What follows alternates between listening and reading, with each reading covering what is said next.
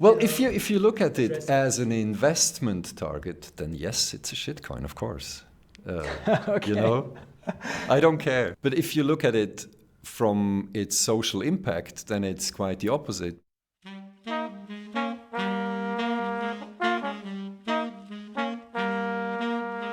Hello and welcome to DeFire, your local crypto storytelling podcast. My name is Jonas, and today on the show we hear the story of this tall, multi-talented individual. I'm Alain Brenzikofer. I'm an electrical engineer, musician and father. By the way, the music you are hearing right now, that's Alain's jazz band, The Footprints. But I wanted to talk with Alain for another reason, something that is more down my alley. We want to create a new money which is issued as a basic income. And we don't accept the central authority to do that. A community-issued basic income? Yes, that's right. If you live in Zürich, you can get money for free. Of course I had to try this out. Is it possible to pay with Loi here? Is that correct? Yes. Okay. Yes. Oh, nice. Any recommendations? They are very good. Oh, wow. With caramel salad. That looks good. Yeah, they are really good. Or coffee. I don't have a It's coffee not- machine. Okay. Some people even were hesitating to spend the Loi, saying, I have a bad conscience, I don't want to, Take enrich advantage. myself, take Yeah. advantage, because they offer that. Uh-huh. And then I have to say, well, why do you think they are giving you this as a present? They are not. So if you accept that Loi is money, then it's not for free at all. I myself didn't have any such reservations. My first shopping trip with my basic income in Loi, that's the name of the currency, yielded me 2 artisanal sausages and a delicious chocolate. Yummy. Thank you so much. You will enjoy it. But surely Alain and his team didn't start this project, so already well-off Swiss people can eat even more chocolate and sausages. Our vision is to be more inclusive. People who are unbanked, who have no access to financial services, who might not even have a state-issued ID document. So the idea here is really to offer a complementary way how communities can prosper without relying on the global economy for that matter. In our conversation, we dive deep into how local currencies work, and Alain shows the bigger picture of such a project. But before we dive into the conversation, a short word from our sponsor. CryptoValley.jobs is a job board where engineers, designers, analysts, traders, and community builders can find cool crypto jobs. Full disclosure, I run this job board. So if you're looking for a job or you want to advertise an open position, please go and visit CryptoValley.jobs. And while you're there, make sure to sign up on the email lists so you're always informed when new jobs are posted on the platform. That's CryptoValley.jobs, and now let's start the show. Alain, thank you for coming on the show. Thank you for having me. Could you introduce yourself? I'm Alain Brenzikofer. Most of my career I spent with electrical engineering tasks. I learned about Bitcoin early on and was very curious about the new space of possibilities that opens up. And since 2016, I also work professionally in the space. And so now I'm leading a development team here at Supercomputing Systems. I also 1 year ago co-founded the company Integrity, which does data confidentiality solutions for Web3 and Web2 actually. And in 2018, I came up with the idea and the white paper for Encointer. All right. Not far from here, actually, where we record, we are in Zurich. There's a coffee that is quite famous locally, and there you can pay with your own coin called Loi, which is a currency that you built. How do you feel when you go to that coffee and you pay with a currency that you have created yourself?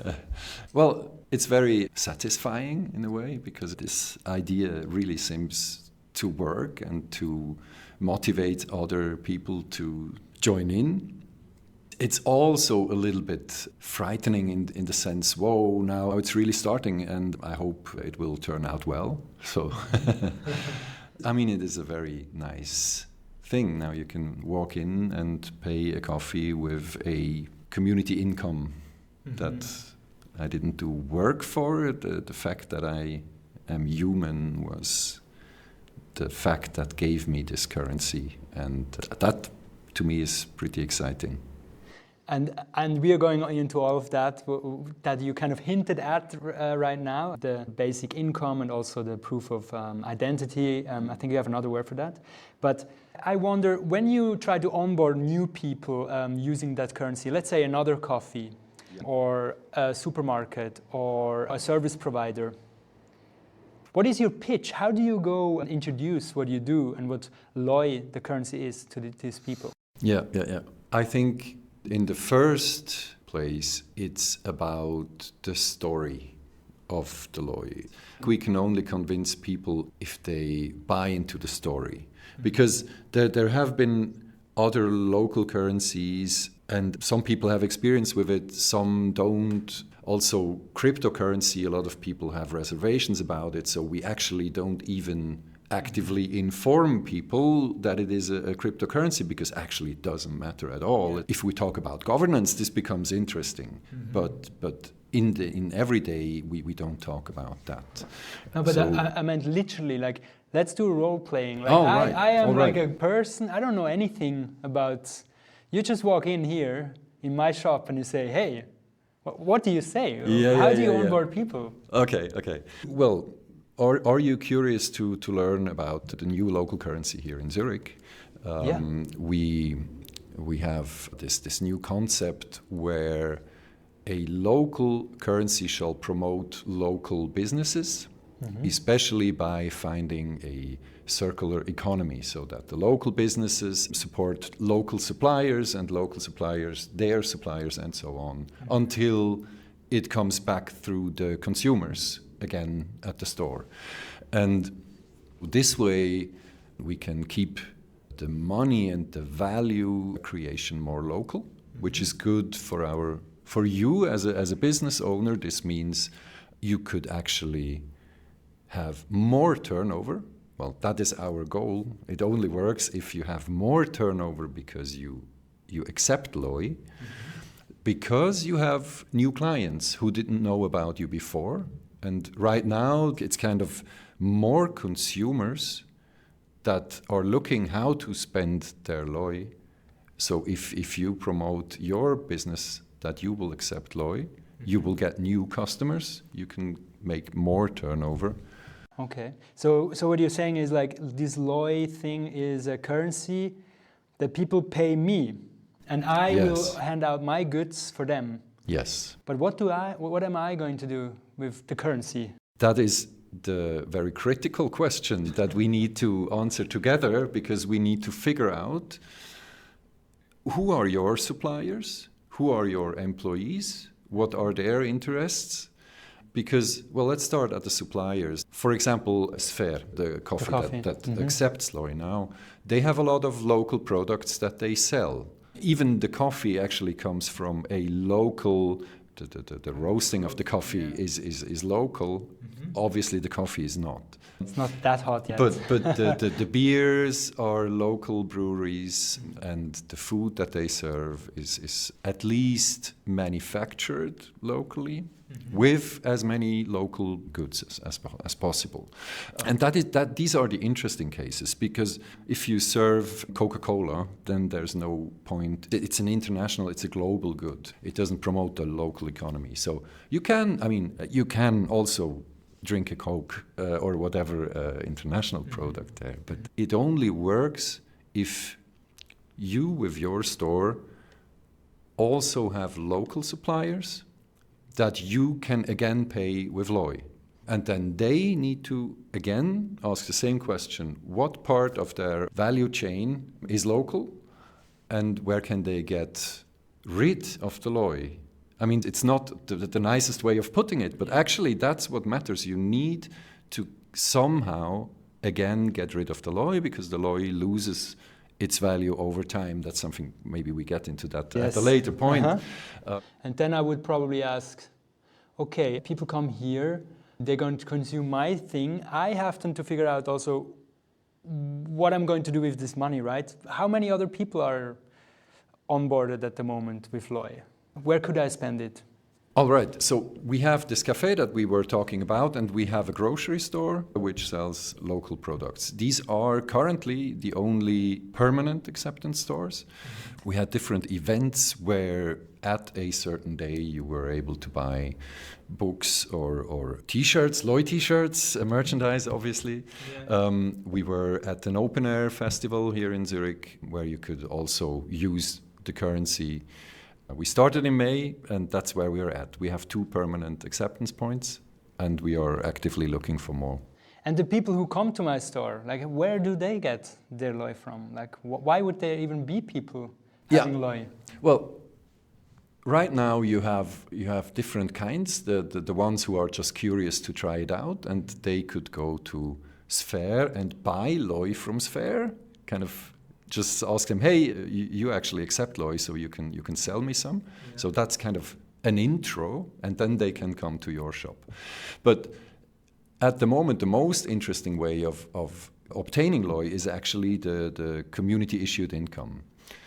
The Loi is designed with its monetary design that it is actually issued not by a bank or not by miners or not by any central or more powerful authority. It is actually from the bottom up. So the new money is issued as you can call it the basic income actually.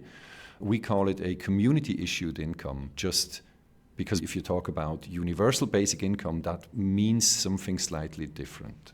And actually, the other day I was there at one of these, you call it ceremonies, right? Yes. And it looks like people standing there with their phones. You could think they're probably there to hunt Pokemons or something. However, the clientele or the people that were there at that moment, they was so different to every crypto encounter I've ever been. Like usually I go to, I don't know, conferences, meetups, and there's just like these geeks there for the tech, and then there's like the finance guys. They say that they're there for the tech, but they just want to make money. And then there's like the NFT person who is shilling a project. But there I showed up, and like half of the people there were women in their 30s. I think one was a couple therapist. She is kind of thinking about introducing Loi into her business. Yes. And it looked like people who are not normally interested in crypto. How would you describe who are the people currently interested in? Yeah, it's funny that you said that on Tuesday at the ceremony, and I thought, yeah, well, actually, I think the majority of the people that have Loi now are not at all into crypto, or probably don't hold any crypto. And I think that's also how we promote the project, because we don't at the forefront say, hey, this is the new cryptocurrency. So what you said about diversity, so to say, is actually, it was a very important goal for us. So we started this currency with just 10 people, and we carefully selected to have as well as we could represent the genders equally, the ages equally, and I mean, obviously not where people live, because that's kind of the common ground. But we also, in terms of interest, so we had really developers there, but also we have entrepreneurs or people from the more informal sector that are more or less self-employed and maybe offering person-to-person services, be it massage or therapy of any kind, and also businesses. So we also wanted to have the businesses on the receiver side to experience that as well. Also, if you use it, our app tries not to look like a crypto wallet. And so I think you don't actually have to know that it is a cryptocurrency. And that's probably why people are not afraid to use it, who are not familiar with crypto. And I think, I'm not even sure if you mentioned it now, but why do people show up at this place? At this ceremony, what is happening there? Yes. That needs explanation. We want to create a new money which is issued as a basic income. And we don't accept a central authority to do that. So if it's the state could give out the basic income and just say, well, you show me your ID and I give you the basic income. Now, that doesn't work for us because we don't care about identity cards. We don't even care about your citizenship. As long as you live in Zurich, you should have LOI if you want, if you go get it. But now the problem is, how can we make sure that every person only claims that basic income once? That's kind of a very hard problem in the decentralized space. It's called Sybil resistance. So how can you make sure that one person only maintains one claiming account? And there comes to mind that picture, you've probably seen it on the internet, where there's like a gentleman walking around with like 50 phones. And I don't really know what he's doing, if he's hunting Pokemon and selling them, but there are people who have like farms of phones that they would take advantage of that, click farms, whatever, all the reputation systems that we see, not only in Web 3, also in Web 2 we have this issue. It's in the online, reviews, ratings. We always have that issue. And there have been different ideas how we can solve this problem, and we chose probably the most secure one, but one that asks a lot of our users. We use the fact that one person can only be in one place at one time.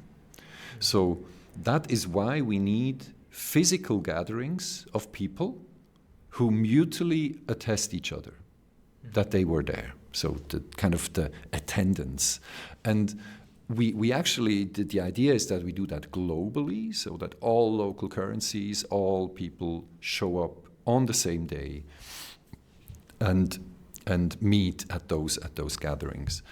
And then it's a bit like a PGP key signing party. It's just, or less technically speaking, you have your phone which has your account as a QR code. You scan everybody's QR code, and by doing so and sending that to our backend blockchain, you testify that the other people were there. Yeah. And now the trick is you don't know in advance who you're going to meet. So you have in advance you need to register. So until 2 days before you need to register, and then you are randomly assigned 2 meetups of around 10 people. So at different publicly accessible spaces here in one neighborhood of Zurich, for now, the app will tell you where you have to show up at what time, and then you have to be very punctual. So you have to go somewhere physically, meet people you don't know, or you might not know, and be punctual. So that's what we are asking. Sounds like a dating app. Yeah, well, it's but without swiping, because you cannot choose. Yeah, exactly. Absolutely. Yeah, and I was at 2 days ago there, and what we did was we were 6, and everybody had to put in their wallet how many people are there. Everybody had to say 6, and then I had to scan 5 other people, and all these other 5 people had to scan me. Everybody scanned everybody. Yes. Then we had to basically click a button, say submit, and today I woke up and I received for the first time ever my basic income, 22 loi, yes, which currently are worth 22 francs. Yes. Question, how is the value determined of these loi? And you also mentioned that they were created out of thin air, right? I mean, yes. They were just now issued. The global amount of all loi grew overnight by I don't know how much, but currently we have around 3,000 maybe. 3.5, yeah. So the market cap, we're talking about a very small project at the moment, guys, is around, I don't know, 3,500 Swiss francs. Yes. So just to say that this is really early, this is very experimental, just to give a little bit of context as well. Absolutely, absolutely. And well, I mean, you're hinting at it, but by design, you will never get rich with this coin. So as a side note. But now, why would it get value? So if we create a basic income with a new currency, then, well, anyone can do that. Why would that token have any value at all? What we can do is we can make that resource rare, in the sense that, you need really humans who participate in this protocol regularly so that this money can be issued. But even then, even if it's rare, why should it have value? You can issue whatever which is rare. If no one wants it, it doesn't have value. So the idea is more or less a social contract. Well, that's our hypothesis, that everyone benefits if we have a local currency. The stores or anyone offering services or products, they can have a higher turnover, so they might accept it. And now by accepting the LOI, the value is created. Because if we say, so we talked to Sphere. Sphere was the first place, and we said, well, look, for simplicity, we just say 1 LOI is 1 Swiss franc. Are you okay with that? They said, yeah, sure, that makes everything a little bit easier. But this is a design choice, and the community can change this choice anytime. Sphere could say, you know what, from now on, 1 LOI is 2 francs, because we would rather have more, or they could say, hey, we have so many LOI and we cannot spend them anywhere, we will only accept them for 50 cents, or, so it is really just, in the beginning, it's a social contract which says, Sphere promises to accept LOI as 1 Swiss franc. But you could do it differently. You could say the baker always accepts LOI and gives you 1 loaf of bread for 1 LOI. Okay. And then that's what gives the LOI its value. It's the commitments to do some work in return for that currency. It's actually, it's no different than with the Swiss franc. But by design, so currently it might be 1 LOI equals 1 Swiss franc. But by design, there's nothing like stabilizing it to, it's not a stable coin. It's not. It's just a cryptocurrency that is issued. And that happens to be stable. That happens to be stable at the moment with so few players, right? Yes. And we have to see how this will play out into the future. Because, and I think this is also kind of a little bit mind-bending for me, because everybody who shows up with the LOIs, they have gotten them for free. Basically, they just had to show up, right? I have now 22 francs. This gives me a nice meal. Every 10 days, I could basically go to fairs and get like a meal there. Yep.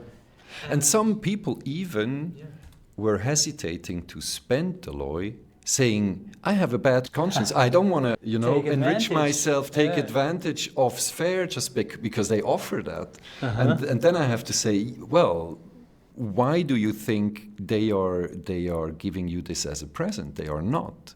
So if you accept that LOI is money, then it's not for free at all. It's our social agreement that humans merit a share in the money supply just by the fact of being human. That's different to the Swiss franc. With the Swiss franc, we don't have that. With the Swiss franc, the state takes care of redistribution.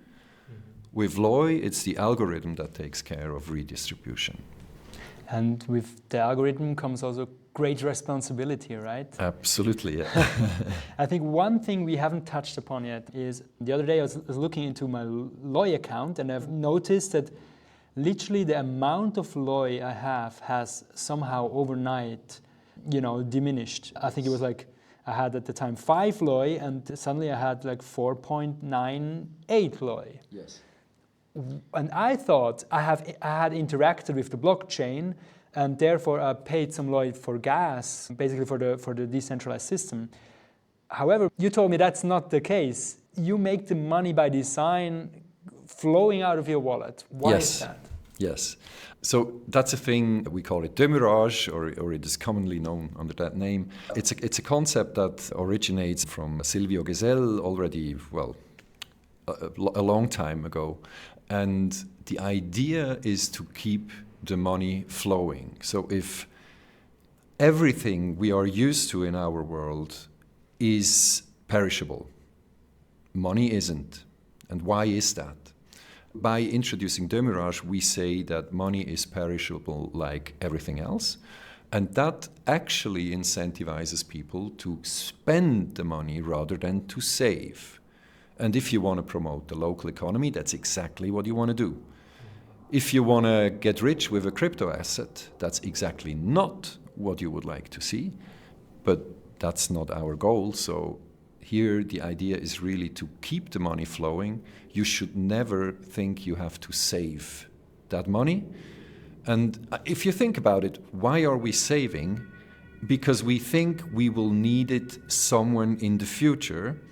But if there is a basic income, which, 22 loi will not be enough. But just like speaking on the concept of basic income, if you know that for the rest of your life, your essential needs will be covered, then the need to save is not so urgent.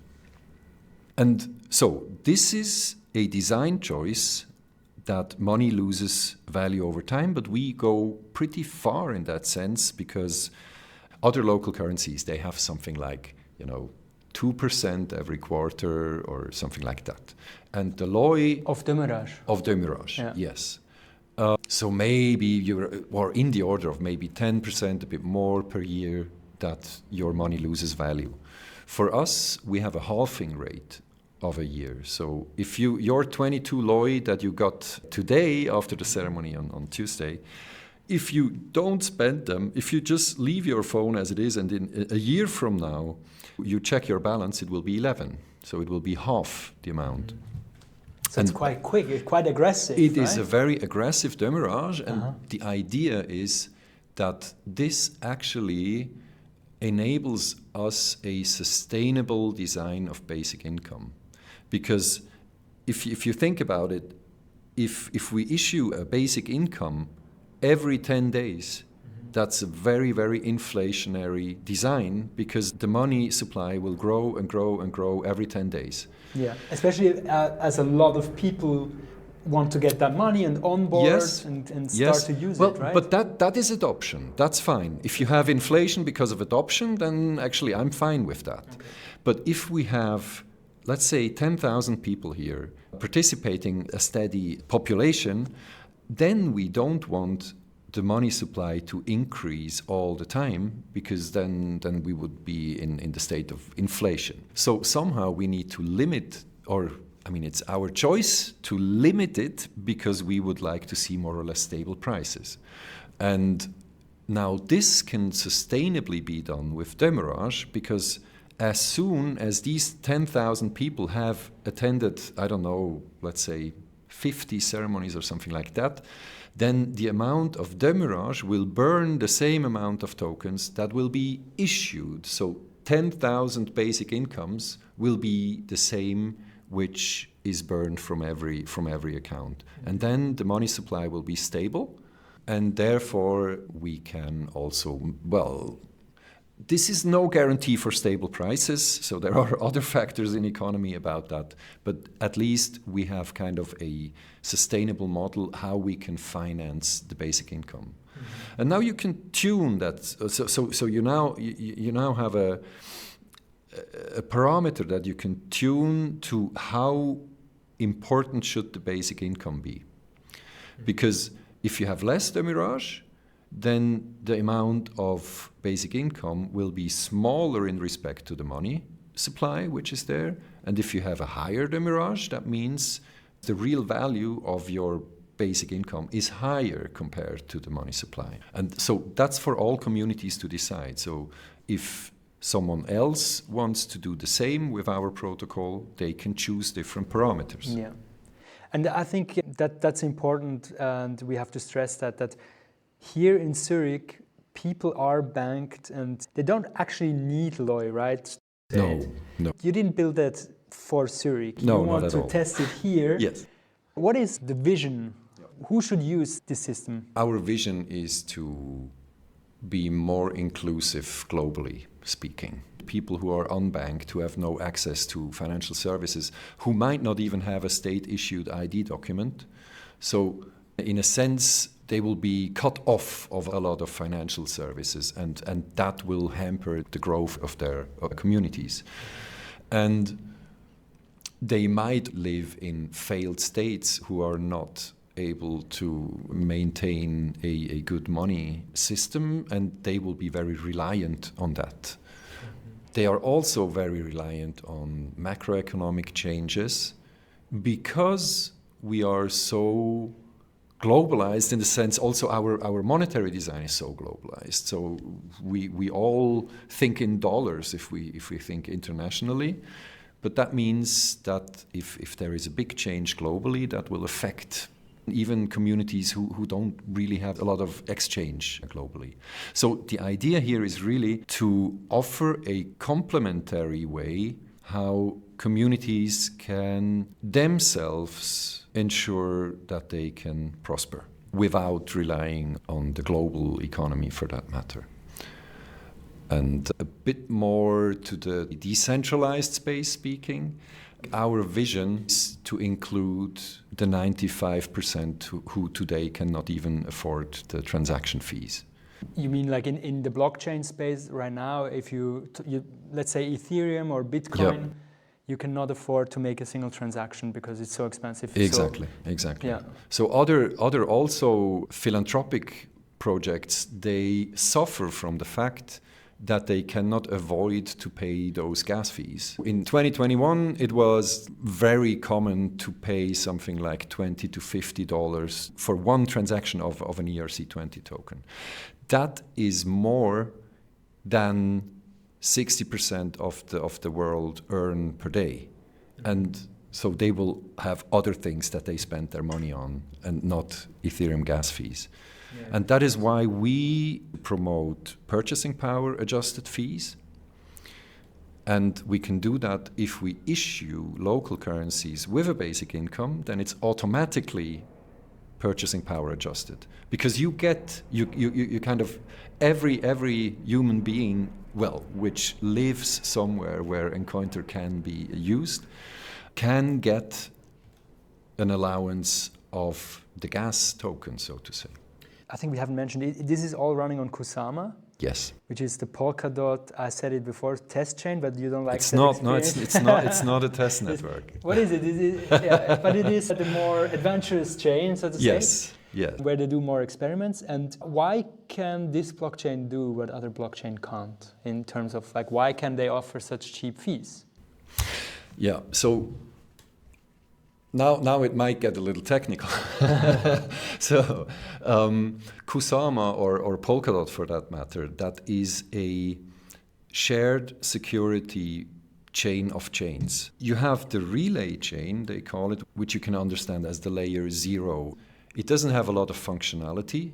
It's just there for security. So that's where you have a proof of stake protocol with its, well, pretty high market cap, which secures that relay chain. And the Polkadot protocol allows so-called parachains who don't need to charge gas fees as you would do it with a smart contract on Ethereum, but you have to obtain a slot. The slots are rare, so you have maybe 100 blockchains which can all benefit from the entire security of the overall network without actually having their own tokenomics necessarily. Most of them have their own tokenomics, but you don't need to.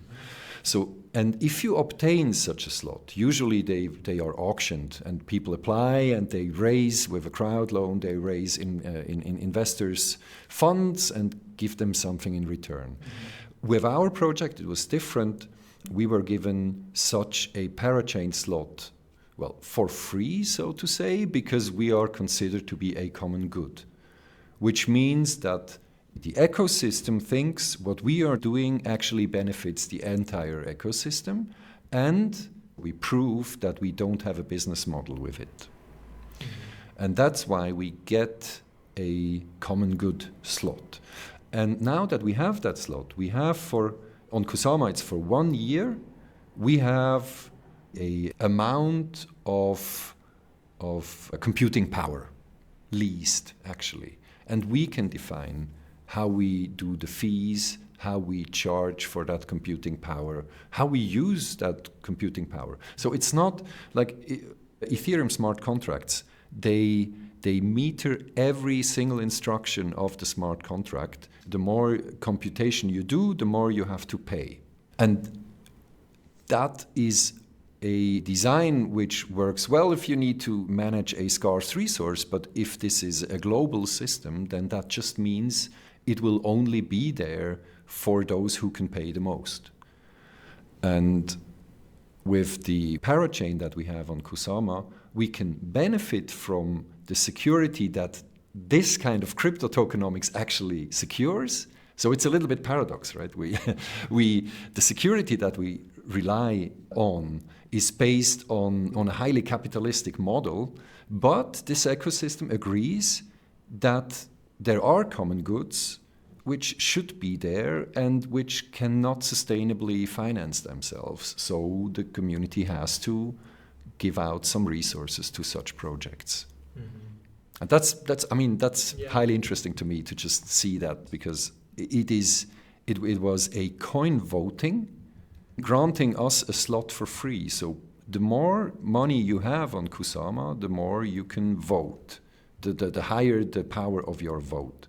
But still, the outcome of that vote was, we accept you here as a common good, even if there is no direct return for it. That's interesting, and I think there's many interesting things that are kind of like a little bit paradox in what you just mentioned. So you think global, you want to go global, but you put the effort on the economy should be local, right? Yes.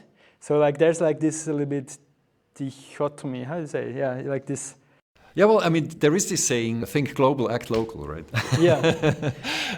But I can already hear critics, especially like Bitcoiners, right? And they are claiming to serve the same market. People who have shitty tokenomics, so to say, fiat money in their countries, they should have this hard money, the store of value, right? They will probably say, you created something that is only like very locally usable, right? Like, and even locally, the penetration will not be 100%, so I can not really use it a lot. Plus, it's losing money by design.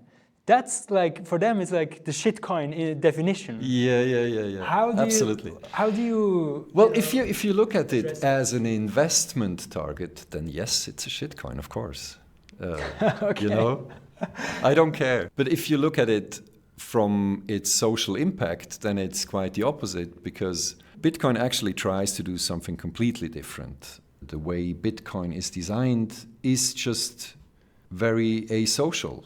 It's always this game which we already see in the world, that who has money will have even more money tomorrow. And there is nothing in Bitcoin which would prevent that from happening. To the contrary, Switzerland has very high inequality actually, but we have a state which redistributes wealth. Bitcoin doesn't have that. In a way, it's really two opposites. Yeah. Do you know It's Always Sunny in Philadelphia? Have you heard about this show? No, I haven't. No. And in one episode, let's listen to this clip because it's about self-sustaining economy. So they have a bar. They run a bar in Philadelphia, and they always do things. And now they printed kind of dollars. Yeah, for the bar, kind of almost like vouchers. Let's see. Nice doing business with you, huh? All right, Shanty. Buddy. Enjoy it. All right, enjoy yourselves. Boom! Okay. Hey, We I did think it. we made every single one of our Patty's dollars back, You're buddy. damn right. Thus creating the self-sustaining economy we've been looking for. That's right. How much fresh cash did we make? Fresh cash. Yes. Well, zero. Zero if you're talking about U.S. currency. People didn't really seem interested in spending any of that. That's okay. So when they run out of the booze, they'll come back in and they'll have to buy more Patty's dollars. Right. Keeping it moving. That is assuming, of course, that they will come back here and drink. They will. They will, because we'll redistribute these to the shanties, thus ensuring them coming back in, keeping the money moving. Well, no, but if we just redistribute these, then people will continue to drink for free. Okay. How does this work, Mac? The money keeps moving in a circle. But we don't have any money. All we have is this. How does this work, I dude? don't know. I thought you What? I thought you were on top of this. You're the one that came up with the plan. Did I come up with this Last night, dude. Oh. With the DMB power card I and blacked out. I blacked out that night. Shit, dude, I've been following your lead. Oh, Jesus. Ah, shit. Okay, so we have no money and no inventory. there's still something we can do. That's still a business somehow. How does DMBs do it? They got a complicated system worked out, and I cannot begin to understand it. How does a self-sustaining economy work? I don't understand how the U.S. economy works, much less some sort of a self-sustaining one. I don't understand how finances work. Shots for everybody! I don't know. I just thought about. I've seen this on Reddit once when they were talking about self-sustaining economies, and the thing it raises. I mean, it's obviously a comedy, and maybe there's something. Well, it raises a very legit question. How does it actually work, right? Yeah, And we've already tried to address it in the beginning, but always when I try to think about like where this is ending up, I see the burden being on the people accepting the money in this scenario, or what do you Well, think? it depends on how you look at it, because if you here in this comedy they didn't make any US dollar turnover, and then how should they pay their rent, right? That doesn't work. Yeah. So you need to start off with a certain turnover that people already have before they join the LOI or such a community currency. And then the idea is just that the marginal cost of offering more services is actually very small. So you already have a cafe, you already have your supplies, and you make that much turnover. Mm-hmm. If you now could have more customers, then you could, just because you accept the LOI, then your expenses would not raise by much, but you would have more turnover. So that means that actually if you accept the LOI 1-to-1, that means even if you cannot get rid of the LOI for 1 Swiss franc, but maybe for 80 cents, then you still have a gain. Mm-hmm. Because people come and they spend more than they actually have, or they come more often. They get to know your spend service. it well. I mean, in a way, they spend it in your place instead of in a different place.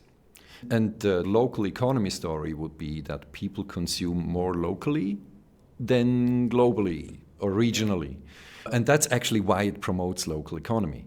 Mm-hmm. Because people want to get rid of the LOI before they spend. So if you have LOI, first you spend the LOI because it loses value. Mm-hmm. And you can only spend the LOI for local goods. So you satisfy your needs with LOI, which you could otherwise also. Well, a cafe is something which is very local anyway. But if we go to the suppliers, it gets interesting, because now the cafes which have more local value in the goods that they sell, they will have the better chances of, again, spending the LOI that they earn. Because the others, their suppliers, have a higher chance of, or a higher motivation to accept LOI if they are local as well and can then again spend it locally. Mm-hmm. So that's how it works. So it's not magic in the sense of, I mean, these guys here, they are actually issuing their own money. You can do that, and I think it even makes a lot of sense to give out vouchers, because you can. I mean, pop currencies have been very successful actually in times of recessions. Really? Yeah. I never heard of that. I think it must have been in the UK somewhere, where in times of economic hardship it was. I mean, yeah, like they say, where do people go? They go to the pub. Okay. Yeah. So actually the pub is a good place where you meet the people, where you also can spread new ideas, or where you, for example, can use self-issued money to increase the liquidity in the economy. And that's these were the very successful local currencies actually during times of depression. There was in Austria, in Virgil was the very famous example during the Great Depression in the 30s, where a community, they lost all their jobs because no one could pay them for their work. And then the mayor said, well, okay, you know what? We as a community, we issue new money, and we finance infrastructure projects with that. Okay. So now the workers, they couldn't get the shilling, but they could get the AB-Schein, so this local currency.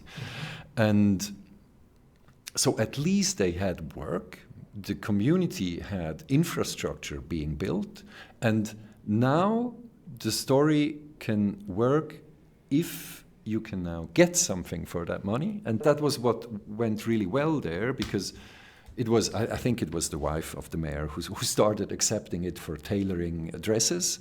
And then people realized, hey, this can actually work because I earned something, and now I can spend that money for a good which I couldn't even afford otherwise. Even before I did work, but I cannot afford this. And now they can. And so if the money keeps circulating not only between the consumers and one acceptance point, that is a very critical setup in this comedy, then it can work. Okay. And let's now dream, and like everything turns out as you imagine in your wildest dreams.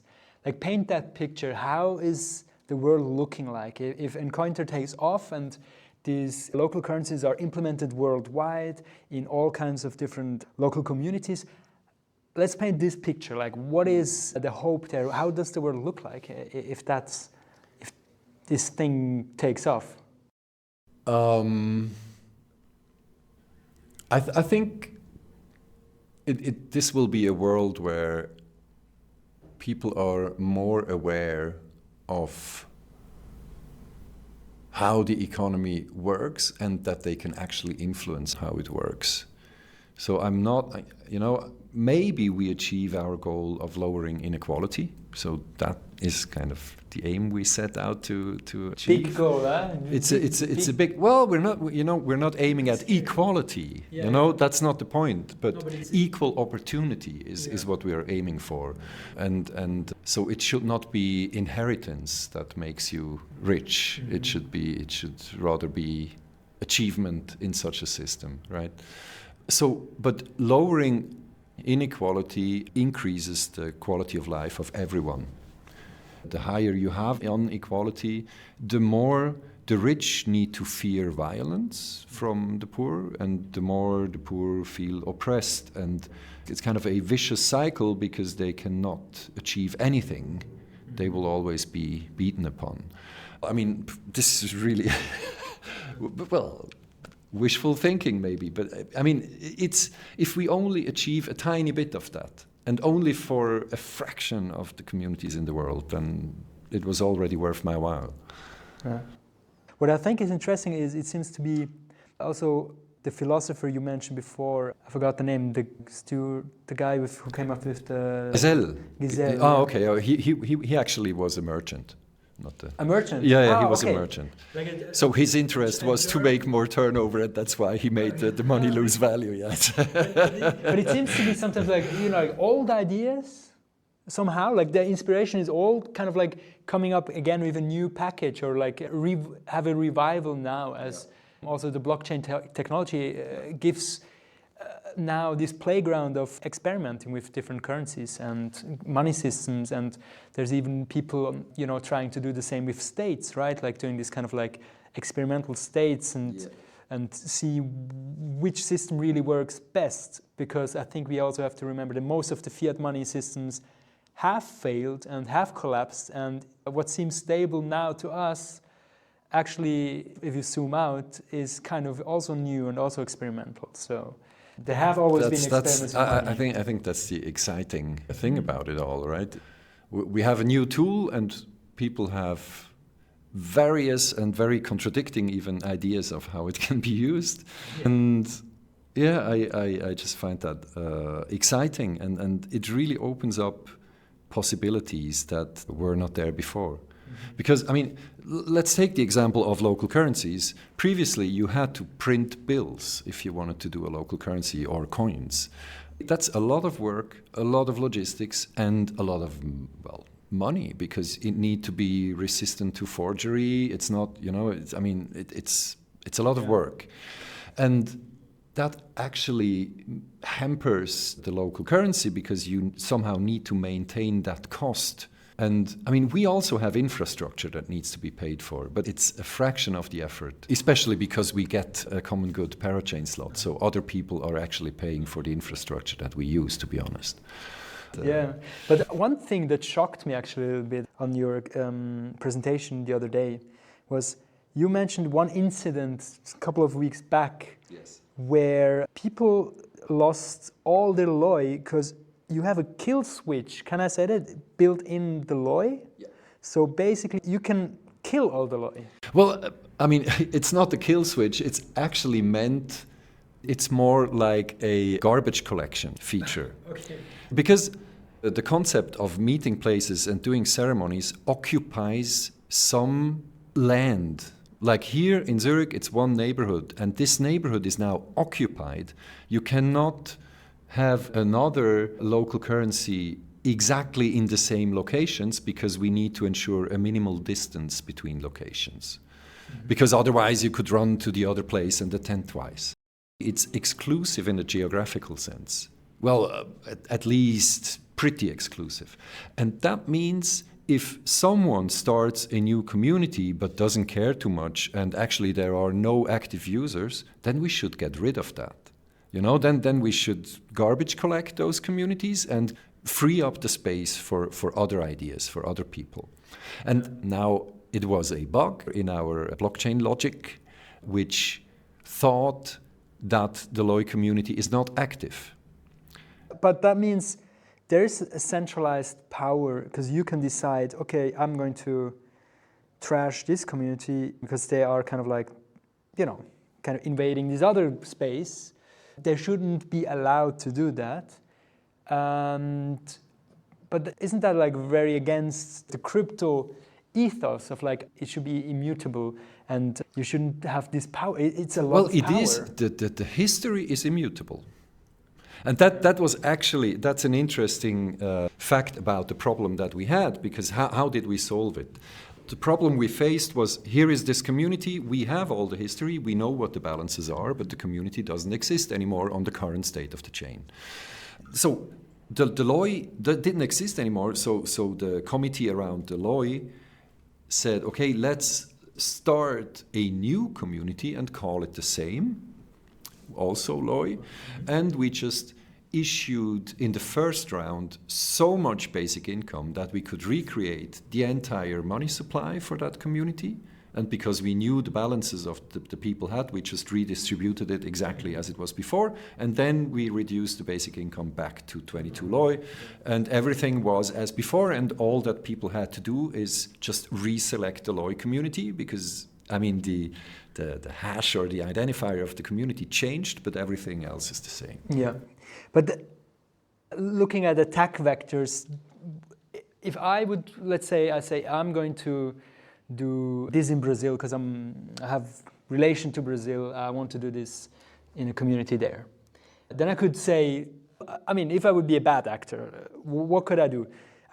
My council, so to say, my group could go and before everybody's onboarded, have really high issuance of those tokens, make a ceremony, distribute it to us. It's almost like a pre-mine. It's a pre-mine, yeah. And then start onboarding people and we would be super rich. Yeah. Yeah, okay. But why? I mean, why would people join your pre-mined Because I say, community? hey, it's free money. You get it for free. Okay. I mean, the receiver side of the basic income, yes. But how do you convince the shop owners to accept it? That's the same. Yeah, that's the big question. Like, but that's the bottleneck also. But that's what I say. We can only build on transparency, so you know what happened in the past. Everybody can see who got the basic income, or I mean, which pseudonym got the basic income, how high the money supply is at what time. That's all transparent. Yeah. Just the merchant, they don't have this know-how.